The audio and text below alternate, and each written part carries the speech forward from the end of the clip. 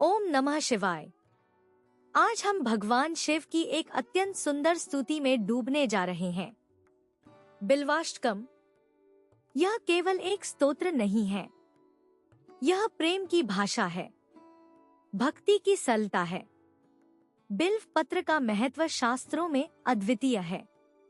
महादेव को सबसे प्रिय यह पत्ता 3 दलों वाला त्रिदल, जो ब्रह्मा, विष्णु और महेश का प्रतीक है। इस स्तोत्र के रचयिता के बारे में कई मत हैं। कुछ विद्वान इसे आदि शंकराचार्य की रचना मानते हैं, कुछ इसे पुराणों की देन कहते हैं। पर सत्य यह है कि यह स्तोत्र सदियों से भक्तों के हृदय में बसा है। आइए पहले समझते हैं बिल्व पत्र का आध्यात्मिक अर्थ। बिल्व का पत्ता त्रिदल होता है, 3 पत्तियां एक डंडी पर। यह त्रिगुण का प्रतीक है, सत्व, रज और तम। ये तीनों गुण हर जीव में विद्यमान है। जब हम बिल्व पत्र अर्पित करते हैं तो अपने तीनों गुणों को भगवान के चरणों में समर्पित करते हैं। यही पत्ता महादेव के 3 नेत्रों का भी प्रतीक है, सूर्य, चंद्र और अग्नि। दाहिना नेत्र सूर्य है, बायां नेत्र चंद्र है, तीसरा नेत्र अग्नि का स्वरूप है। अब सुनिए इस पवित्र स्तोत्र के मधुर श्लोक। त्रिदल त्रिगुणाकार त्रिनेत्रं च त्रिदायुधम, त्रिजन पाप संहारण एक बिल्वम शिवार्पणम। यह पहला श्लोक अपने आप में पूर्ण है। 3 दलों वाला, 3 गुणों का आकार, 3 नेत्रों वाला, 3 हथियारों वाला, 3 जन्मों के पापों का नाश करने वाला, एक बिल्व पत्र का शिव को अर्पण। कितनी सुंदर बात है। एक छोटा सा पत्ता, 3 दल, पर इसमें समाया है पूरा ब्रह्मांड का रहस्य। दूसरे श्लोक में कहा गया है, एक बिल्वं शिवार्पण पूजा च वर उत्तमा, सलक्षगंध पुष्पादि पूजाम करते फलम। एक बिल्व पत्र का अर्पण, यह उत्तम पूजा है, लाखों सुगंधित फूलों की पूजा का फल एक बिल्व पत्र में मिलता है। यहाँ एक अद्भुत कहानी है, गुरु गोविंद पुराण में वर्णित है। एक शिकारी था, नाम था गुरुद्रोह। वह नियमित शिकार करता था, पशुओं को मारकर अपना पेट भरता था। एक बार महाशिवरात्रि की रात वह शिकार पर निकला। देर रात तक भटकता रहा, कोई शिकार नहीं मिला।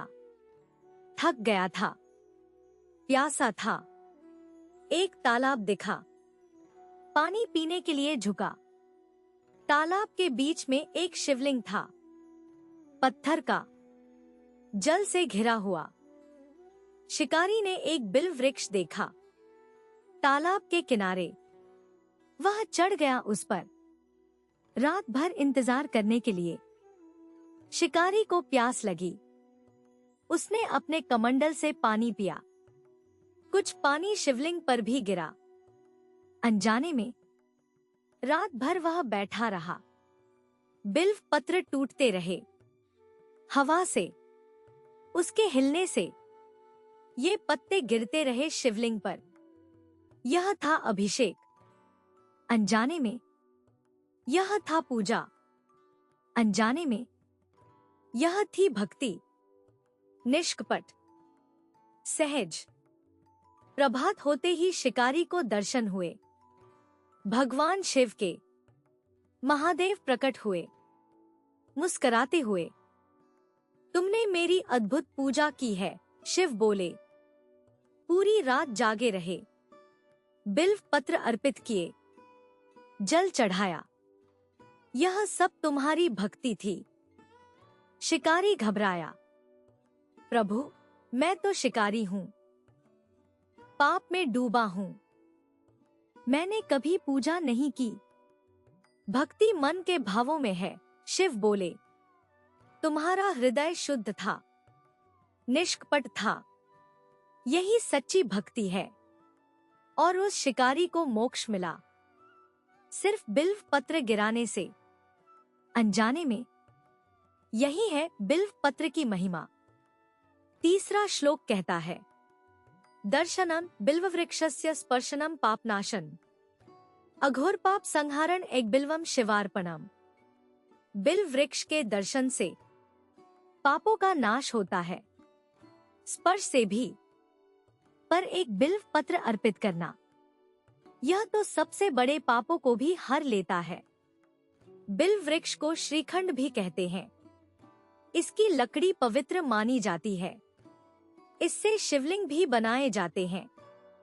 इसकी जड़ों में ब्रह्मा का वास है, तने में विष्णु रहते हैं, पत्तों में महेश का निवास है। चौथा श्लोक अत्यंत मधुर है। यज्ञ कोटिस्म पुण्यं गंगा स्नान फलं तथा, एक बिल्वस्य पत्रस्य हरे पाद्युगे न्यसेत। करोड़ों यज्ञों का पुण्य, गंगा स्नान का फल, यह सब एक बिल्व पत्र में मिलता है जब हम इसे हरि के चरणों में अर्पित करते हैं। पांचवा श्लोक कहता है, पंचामृतशते स्नानम दद्यात् पुण्यम महत्तमम, एक बिल्वस्य पत्रस्य स्तोत्रमेतत् पवित्रकम। सैकड़ों घड़े पंचामृत से स्नान, इतना महान पुण्य एक बिल्व पत्र के अर्पण से मिलता है। यह स्तोत्र अत्यंत पवित्र है। पंचामृत क्या है? दूध, दही, घी, शहद और शक्कर, इन पांचों से बना अमृत। इससे अभिषेक करना सबसे पवित्र माना जाता है। छठा श्लोक में स्वर्ण का उल्लेख है। सुवर्ण कलशे स्नानम रुद्राभिषेक में च, एक बिल्वस्य पत्रस्य स्तोत्रमेतत् सुपुण्यकम। स्वर्ण कलशों से स्नान, रुद्राभिषेक, यह महान पुण्य एक बिल्व पत्र के बराबर है। यह स्तोत्र अत्यंत पुण्यकारी है। सातवां श्लोक और भी सुंदर है। दंतधावन मात्रेण पुष्पमाल्यानुलेपने, एक बिल्वस्य पत्रस्य स्तोत्रमेतत् प्रकाशकम। दातुन से दांत साफ करना, फूलों की माला, सुगंधित लेप, यह सब कुछ एक बिल्व पत्र के सामने छोटा है। अंतिम श्लोक में फल का वर्णन है। अष्टकम बिल्व पत्राणा यह पठेत शिव सन्निधौ, शिवलोकम वाप्नोति शिवेन सह मोत्ते।